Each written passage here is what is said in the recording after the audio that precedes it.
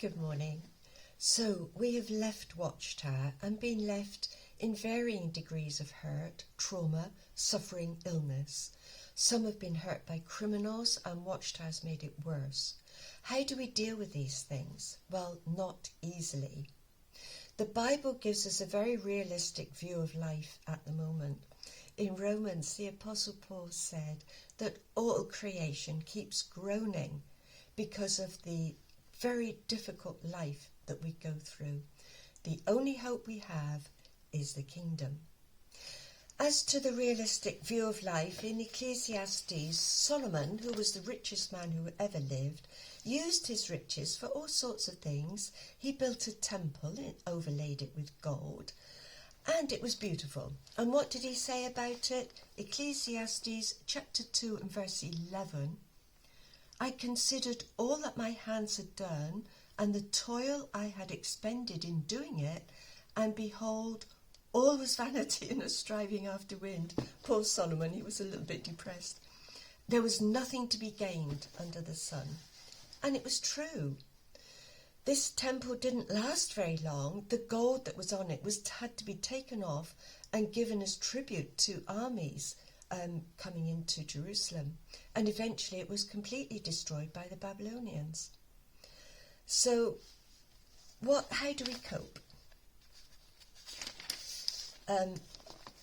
Chapter 3 and verse 16, Solomon says, I saw under the sun that in the place of justice, even there was wickedness, and in the place of righteousness, even there was wickedness. Chapter 4 and verse 1, again I saw all the oppressions that are done under the sun, and behold the tears of the oppressed, and they had no one to comfort them.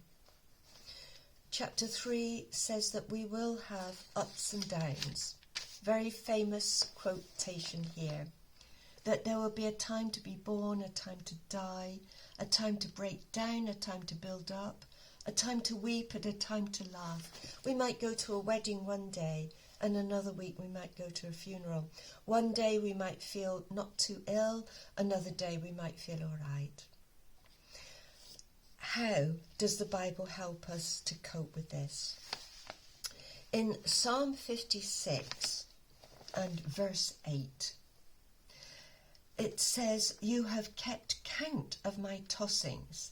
Now some translations render this as, you have kept track of all my sorrows, you have recorded all my misery, or you have taken account of all my sorrows.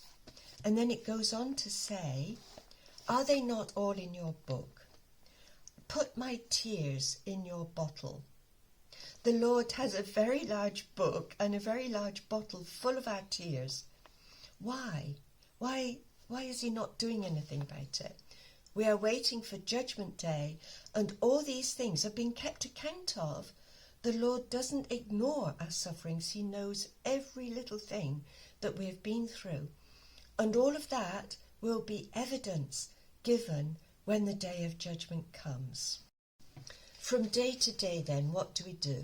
Throughout Ecclesiastes, Solomon writes something like this. I saw that there is nothing better than that a man should rejoice in his work. That is his lot. Who can bring him to see what will be afterwards? At the end of the day, can we see any little thing that was good about it? As in chapter 4 and verse 6, it says, better is a handful of quietness or a handful of rest than 2 handfuls of work and striving after the wind.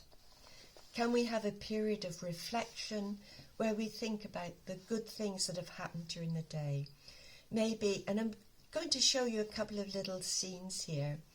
A sunrise, the dawn chorus, things that maybe we could look at and just ponder them, look at the workings of God, so that just keep praying for endurance to keep going until the kingdom comes.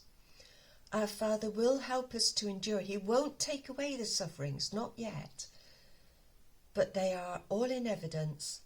When the kingdom comes, all of that will be in the past, and we will be extraordinarily joyful.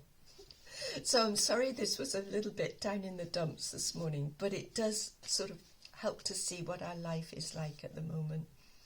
God be with you and help you to endure.